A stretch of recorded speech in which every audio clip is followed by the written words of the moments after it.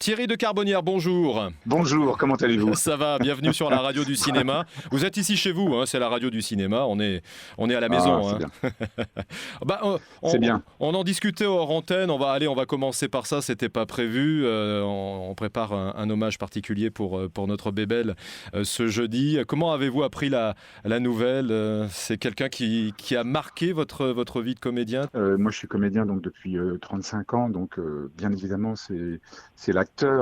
Quand j'étais jeune, ben voilà, il y avait ces films incroyables qui restaient longtemps à l'affiche. À l'époque, les films pouvaient rester très longtemps à l'affiche et faire des millions et des millions et des millions d'entrées.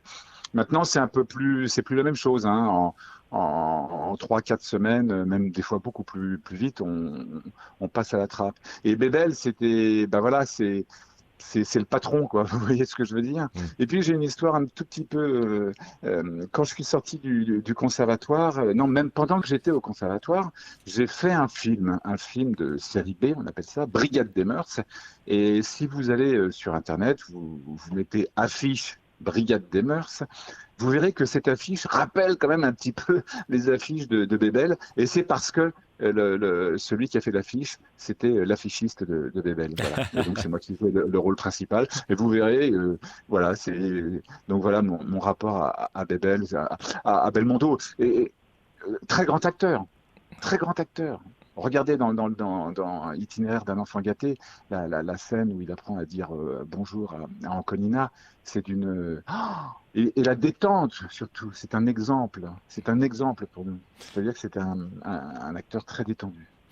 Acteur de théâtre aussi, comédien de théâtre, c'est vrai on ne l'a pas oublié, mais il a tout de même marqué aussi le théâtre de son empreinte. Bien sûr, et puis il a fait une grande école que ben, moi j'ai fait, que beaucoup ont fait, c'est le Conservatoire national supérieur d'art dramatique. Et il a commencé par le théâtre, bien évidemment. D'ailleurs, je crois qu'il pensait pas du tout au cinéma, hein.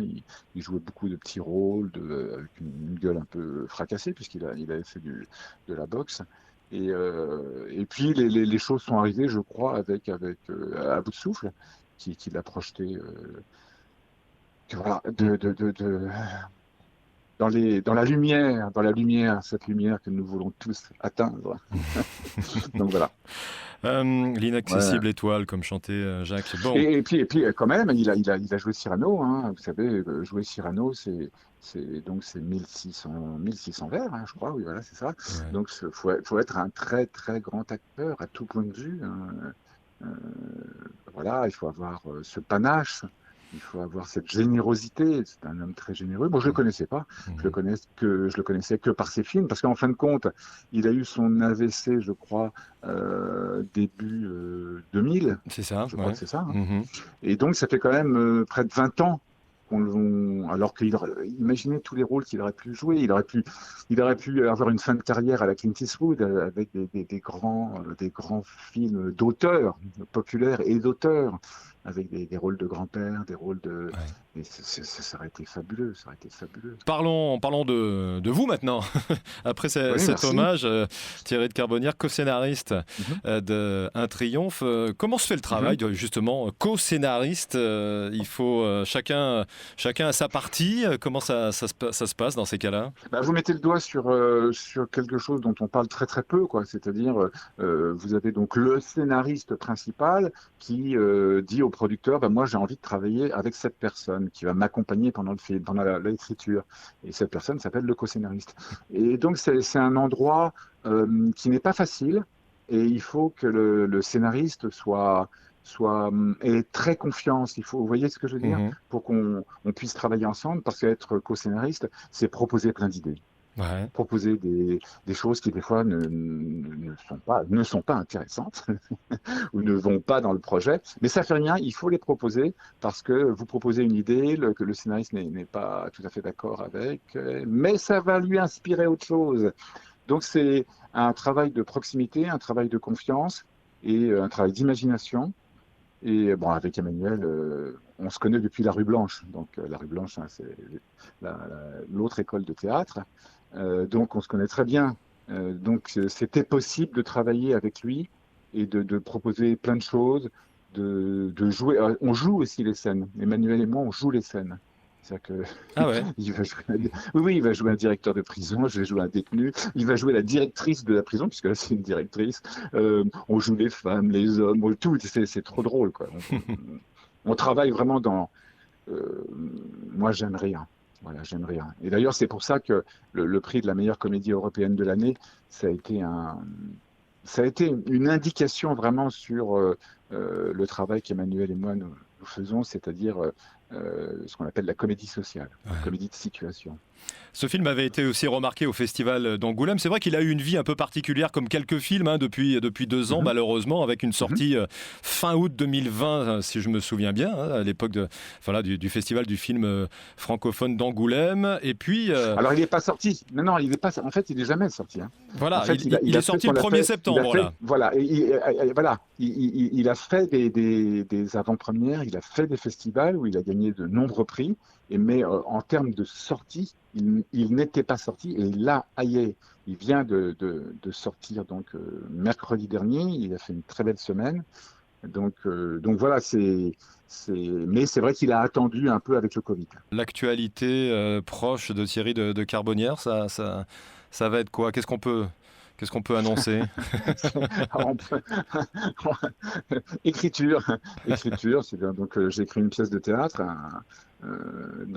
voilà, un père et son fils, voilà, que j'espère terminer dans on va dire les 2 mois qui viennent, et puis pouvoir commencer à faire des lectures en décembre pour que les gens entendent la pièce et que pourquoi pas trouver un coproducteur.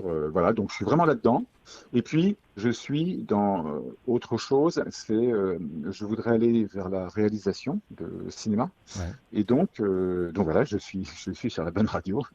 Et comment dire, j'ai écrit un court métrage et je suis en train d'écrire un long métrage. Donc voilà, je suis en écriture.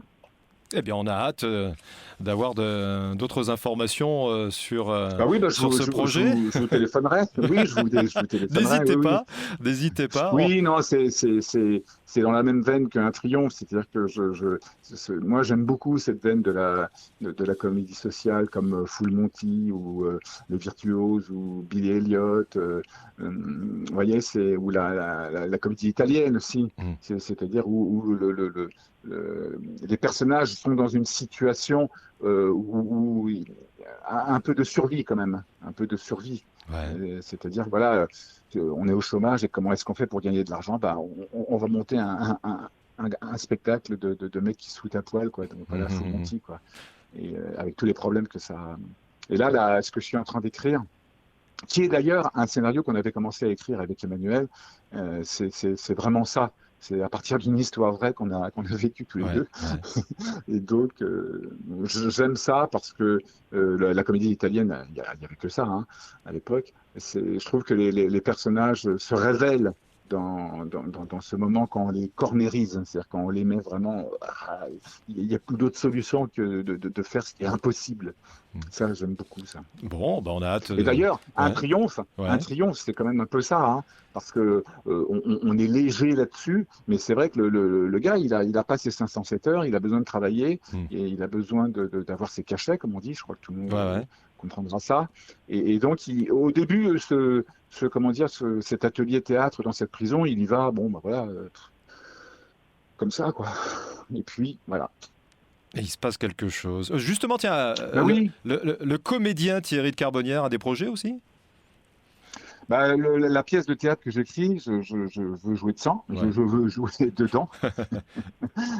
Le lapsus, je veux jouer sans. Non, je veux jouer Avec. dedans, voilà, avec. Et ça, c'est très, très important pour moi parce que moi, je suis un comédien qui écrit. Mm. C'est-à-dire que je me suis mis à l'écriture, soyons transparents et honnêtes, comme diraient les hommes politiques, quand ils ne le sont pas. Regardez-moi dans mes yeux. Euh, Regardez-moi dans mes yeux, voilà, c'est ça. Moi, j'ai commencé à écrire parce que j'avais des trous de jeu, c'est-à-dire des moments où je ne travaillais pas du tout, quoi, comme Ouais. beaucoup de comédiens. Mm, mm. Et l'écriture est venue comme ça m'a sauvé la vie, tout simplement, quoi. Mon premier livre, qui s'appelle Salut et applaudissements, s'il y a des gens qui aiment les comédiens, les acteurs, le théâtre, le cinéma, lisez ce livre, hein, c'est un best-seller, hein, j'en ai vendu plus de 6000. Je l'ai écrit dans une loge de théâtre. parce que j'étais en train de jouer un rôle minuscule et j'étais en train de devenir fou, quoi. Ouais. J'étais en train de devenir fou, quoi. Toujours ce truc de la comédie sociale, c'est-à-dire que voilà, le personnage, il est dans une... Voilà, là, j'étais dans une... et j'en parle en riant maintenant, et c'était pas drôle quand même. J'étais dans une loge de théâtre et je jouais un tout petit rôle, et donc, en fait, je venais pas pour jouer, je venais pour attendre de jouer. Vous voyez, là, Ouais. ça, Ouais. c'est romanesque, c'est une situation très très forte. Qu'est-ce qu'on fait quand on attend? C'est le sujet En attendant Godot, hein. Hum, hum, hum. Eh ben, on attend Thierry alors, hein. J'espère qu'il va Ah venir oui, prochainement. Merci Thierry de Carbonnière. À très très vite. On rappelle donc un triomphe toujours à l'affiche, bien évidemment. oui, ça fait une semaine. La première semaine, les 7 premiers jours ont été formidables. On a des retours, mais magnifiques, quoi. Ouais. Magnifiques. Ça, c'est presque unanime. Enfin, vous savez, vous travaillez 4 ans sur un film, voilà, il sort et il y a ce résultat-là, donc on espère que ça continue. Merci beaucoup et à très bientôt. Les rendez-vous sont pris sur la radio du cinéma. Thierry de Carbonnière. À très vite. Merci, Merci. hein. Au revoir. À très vite, hein. Au revoir, à bientôt.